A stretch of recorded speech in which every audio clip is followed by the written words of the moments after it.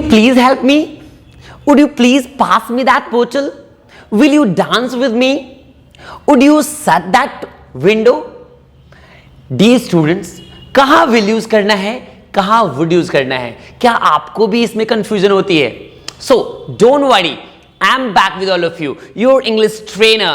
If you want better communication, join English Station. So hello guys, let's go ahead to remove forever the confusion between will and would. तो आज के इस lecture में will and would के बीच होने वाले confusion को हमेशा के लिए रिमूव कर देना है, हमेशा के लिए खत्म कर देना है। अक्सर हम कंफ्यूज होते हैं कि कहाँ will यूज करें, कहाँ would यूज करें। कहीं will और would हर जगह एक दूसरे के रिप्लेसमेंट में तो यूज नहीं कर सकते, कहीं भी will और कहीं भी would तो यूज नहीं कर सकते। तो ऐसा बिल्कुल ही नहीं है। ऐसा होता तो दो अलग अलग मॉडल्स की जरूरत ही क्यों पड़ती, दो अलग अलग ऑक्सिलरी वर्ब की जरूरत ही क्यों पड़ती। So don't get confuse and don't misunderstand. तो आज आपके इस वीडियो में मैं विल एंड वुड के इतनी बेहतरीन तरीके से आपको डिफरेंसेस बताऊंगा, सेंटेंसेस, एग्जाम्पल्स, सारी चीजें बहुत ही क्लियर हो जाएगी। सो यदि आप सोच रहे हैं कि स्किप करके निकलें, यदि आप सोच रहे हैं कि इस वीडियो को थोड़ा सा देखने से भी आपका पूरा कंफ्यूजन क्लियर हो जाएगा, सो डोंट मिसअंडरस्टैंड। आज के इस लेक्चर को हमेशा के लिए यदि आपको सही करना है विल और वुड में कंफ्यूजन को, तो आज के इस वीडियो को पूरा देखना है, ध्यान रखना है। चलते हैं डी स्टूडेंट्स, हम देखते हैं विल वर्सेस वुड के इस सेशन को कंप्लीट करते हैं। तो यदि आपसे किसी को रिक्वेस्ट करना है या आप किसी से रिक्वेस्ट करना चाहते हैं, पोलाइट रिक्वेस्ट करना चाहते हैं, तो इस सेंटेंस को देखेंगे, will you please pass me that notebook, would you please pass me that notebook. ये क्या हो रहा है? Would you please pass me the notebook? ये क्या हो रहा है? यदि आप will का यूज करते हो यदि रिक्वेस्ट करने के लिए, तो ये स्ट्रेट फॉरवर्ड रिक्वेस्ट को दर्शाता है, कर्क रिक्वेस्ट को दर्शाता है। क्या आप नोटबुक पास कर देंगे या आप नोटबुक पास कर देंगे क्या?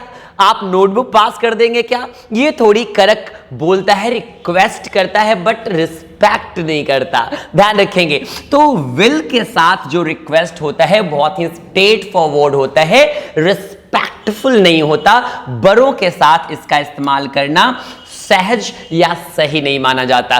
फ्रेंड्स के साथ मजाकिया लहजे में या कैजुअली आप इसका इस्तेमाल कर सकते हैं, बट यदि वुड का इस्तेमाल करते हैं तो वो बहुत ही डिसिप्लिन्ड, बहुत ही खूबसूरत सा रिक्वेस्ट क्रिएट करता है, would you please pass me the notebook. ये बहुत रिस्पेक्टफुल पोलाइट रिक्वेस्ट है। वैसे आपके दिमाग में ये भी आ रहा होगा कि कुड का प्रयोग भी तो करते हैं रिक्वेस्ट करने के लिए, could you pass me that water बोतल, could you please help me to solve this question. तो कुड का इस्तेमाल आप हर जगह ना करें। कुड का इस्तेमाल कैपेबिलिटी शो करता है, क्षमता शो करता है। बड़ी सी कोई चीज किसी से करवाना चाहते हैं, हैवी काम करवाना चाहते हैं, तब आप कुड का प्रयोग करें। लाइट रिक्वेस्ट के लिए, नोटबुक पास करने के लिए, वाटर बोतल पास करने के लिए, किसी के साथ डांस करने के लिए सहमति मांगना चाहते हैं, तो आप वुड का इस्तेमाल करें, ये मोर प्रेफरेबल होगा। तो समझ में आ रहा है ना आपको विल और वुड में डिफरेंस? वैसे तो आपको कुड के यूज में भी डिफरेंस आपको पता चल गया होगा। तो let's we go to the next one. अब जानते हैं दूसरा डिफरेंस, विश। इच्छा दर्शाने के लिए हम किसका प्रयोग करें? अक्सर हम इच्छाएं करते हैं, I wish you will attend the class daily. मैं चाहता हूं, मेरी इच्छा है, या आप काश रोज क्लास अटेंड करते। तो I wish you would attend the class daily या I wish you will attend the class daily. क्या होना चाहिए? ध्यान रखें, ये इमेजिनेशन है, ये इच्छा है, ऐसी चाहत है, ये रियलिस्टिक बात नहीं है। तो आप इसमें कभी भी विल का इस्तेमाल ना करें। जब कभी भी आप इच्छा करें, इमेजिनेशन करें, कल्पना करें, चाहत करें, तो आप हमेशा वुड के साथ इस्तेमाल करें, बेहिचक बोलें। विल का इस्तेमाल कतई ना करें, ये गलत मान लिया जाएगा। तो ये दूसरी डिफरेंस भी आपको समझ में आ गई होगी कि विल का इस्तेमाल कहां करते हैं, वुड का इस्तेमाल कहां करते हैं। ध्यान से कुछ सेंटेंसेस और अब बना सकते हैं। I wish you would come to meet me, मैं चाहता हूं या काश मेरी इच्छा है कि आप मुझसे मिलने आते। तो आप क्या लगाएंगे, वुड का इस्तेमाल करेंगे। I wish would you would help me to complete this task, to complete this project, मेरी इच्छा है कि आप इस प्रोजेक्ट को कंप्लीट करने में मेरी हेल्प करते। तो ऐसी इमेजिनेशन या चाहत रखने के लिए हमेशा आप वुड का इस्तेमाल ही करना प्रेफरेबल होगा। Let's we go to the next, चलते हैं और भी इंपॉर्टेंट बातों को जानते हैं। फ्यूचर परफेक्ट, क्या कभी आपने फ्यूचर परफेक्ट के सेंटेंस को बनाया है? फ्यूचर परफेक्ट मतलब होता क्या है, सबसे पहले यह समझ लेना है। फ्यूचर परफेक्ट का मतलब होता है ऐसा कोई एक्शन जो लिमिटेड टाइम में, फ्यूचर में दिए गए समय से पहले या दिए समय तक खत्म हो जाएगा। जैसे मैं मंगलवार तक आपको पैसे दे दूंगा, डोंट वरी। मैं 2 बजे तक पटना पहुंच जाऊंगा, डोंट वरी। आप बुधवार तक दिल्ली से पटना आ जाएंगे, तो ध्यान रखना है ऐसे कोई एक्शन जो फ्यूचर में कंप्लीट हो जाएगा बाय या बिफोर लिमिटेड टाइम, तो आप उसका यूज करेंगे फ्यूचर परफेक्ट। तो फ्यूचर परफेक्ट में ध्यान रखेंगे आप विल हैव के साथ प्रयोग करते हैं। आई will have completed this chapter by tomorrow, यानी कल तक मैं इस चैप्टर को खत्म कर दूंगा, खत्म कर चुकूंगा। तो विल हैव के साथ प्रयोग करेंगे, यानी ये चीज फ्यूचर में खत्म हो जाएगा, ये रियल इंसिडेंट है, ये वास्तविक चीज है जो होने वाली है या हो जाएगी फ्यूचर में। तो विल हैव के साथ आप यूज करो।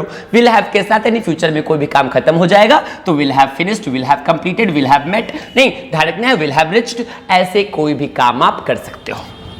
बट यहां देखो, यदि आप यहीं पे विल के साथ भी सिर्फ वुड लगा दोगे तो क्या हो जाएगा, आई would have completed this chapter yesterday. ये बिल्कुल चेंज कर गया। इसका मतलब हो गया कि मैं कल, बीते हुए कल चैप्टर को खत्म कर लिया होता, but due to some reasons नहीं हो पाया। कुछ क्वेश्चंस और डिस्कस करने पड़े, बच्चों ने कुछ क्वेश्चन और क्वेरीज कर दी, डिले हो गया, नहीं हो पाया। समझना है ये वास्तविक घटना है जो कल होकर के खत्म हो चुकेगा, खत्म हो जाएगा, बट ये इमेजिनेशन है, कल्पना है, नहीं हो पाया कोई चीज। नहीं, ध्यान से, I would have completed this chapter yesterday, मैं चैप्टर खत्म कर दिया होता। I would have met you yesterday, मैं तुमसे कल मिल लिया होता। I would have reached Delhi yesterday, मैं कल दिल्ली पहुंच गया होता। क्या करूं, ट्रेन छूट गई। तो यदि ऐसी कोई काम हो गया होता, ड्यू टू सम रीजंस नहीं हो पाया पास्ट में, ये पास्ट की इंसिडेंट को दर्शाता है। ध्यान से, ये पास्ट है तो ध्यान से वुड शब्द लगा देने से आपके पास्ट के इंसिडेंट की डिनोशन करता है। ये पास्ट की ऐसी कोई घटना जो होने से रह गई, हो सकता था, नहीं हो पाया, तो ध्यान से हो जाता, तो उसके लिए आप जो है वुड हैव का प्रयोग करते। विल हैव रियलिस्टिक घटना को दर्शाता है। ध्यान से, मैं दिल्ली पहुंच जाऊंगा 2 बजे तक, तो I will have reach Delhi by 2 o'clock। तो ध्यान रखना है कि यह घटना डेफिनेटली हो जाएगी 2 बजे नेक्स्ट डे। बट ये क्या दर्शाता है, I would have reached Delhi, I would have reached Delhi yesterday, यानी मैं कल दिल्ली पहुंच गया होता।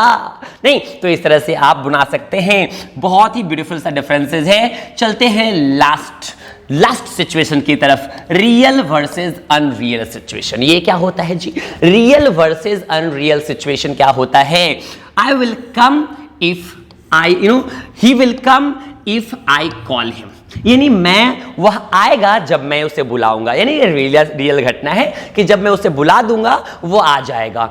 He will help me if I help him, if he will help me if I help him, यानी वह मेरी मदद करेगा जब मैं उसकी मदद करूंगा या अगर मैं उसकी मदद करूंगा। He will pay me some money और he will give me some money if I give him some money, यानी he will give me some money today, तो ध्यान रखना है कि वह मुझे आज पैसे देगा, वह मुझे मदद करेगा अगर मैं उसकी मदद करूंगा, यानी ये चीजें रियलिस्टिक है।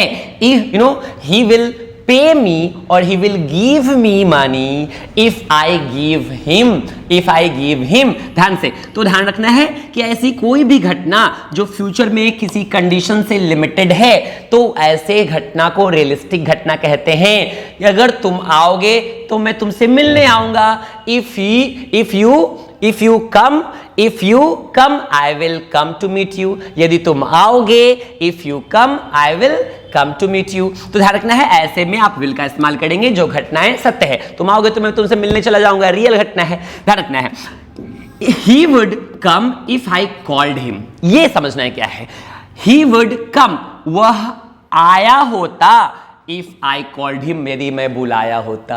ये इमेजिनेशन है, ये कल्पना है। ध्यान से, he would come if I called him, if I called him, ध्यान से इसका प्रयोग करेंगे। ये आपका he would come if I called him है, वह आया होता अगर मैं बुलाया होता। ये डेफिनेट घटना है, रियल घटना है, ये आपका अनरियल घटना है। ध्यान से ऐसे सेंटेंसेस को आप बोलते हैं। नहीं, वह मेरी मदद किया होता अगर मैं उससे कहा होता। he would help me if I asked him, if I asked him। तो ध्यान रखना है ऐसी कोई घटना जो इमेजिनेशन में घट रही हो, कल्पनाओं में हो, कि यदि मैं उसे बुलाया होता तो वो आया होता, यदि वह मुझे फोन किया होता तो मैं ये बात उसे बताया होता, नहीं, यदि वह यहां आया होता तो मैं उससे मिला होता। नहीं, if he would come here, if he would come here, if he, you know, आप बना सकते हैं I would meet him if he came here, if he came here। इस तरह से आप सेंटेंसेस का प्रयोग करेंगे। वुड जो है इमेजिनेशन, रियलिस्टिक घटना को रिप्रेजेंट नहीं करता, ये रियल घटना को रिप्रेजेंट करता है। So this is how dear students हम विल और वुड के पूरे डेफिनेशन को क्लियर करते हैं। आई होप कि आज की ये लेक्चर आपके लिए बहुत इंपॉर्टेंट रहा होगा। आप विल और वुड में डिफरेंसेस को क्वाइटली जान गए होंगे। इफ यू लाइक दिस, ध्यान रखना है आप जरूर इस वीडियो को फिर से देखें, यदि कंफ्यूजन हो रही हो, थोड़ी सी भी बच गई हो तो आप इसको फिर से रिवाइज करके आप देख सकते हैं। And if you still have any problem तो आप मुझे कमेंट बॉक्स में लिख करके जरूर बताएं। I will try to solve it as soon as it is possible, and stay connected with English Station if you want better communication. Show on English Station. Love you guys. Thank you. See you again with the next video. Love you.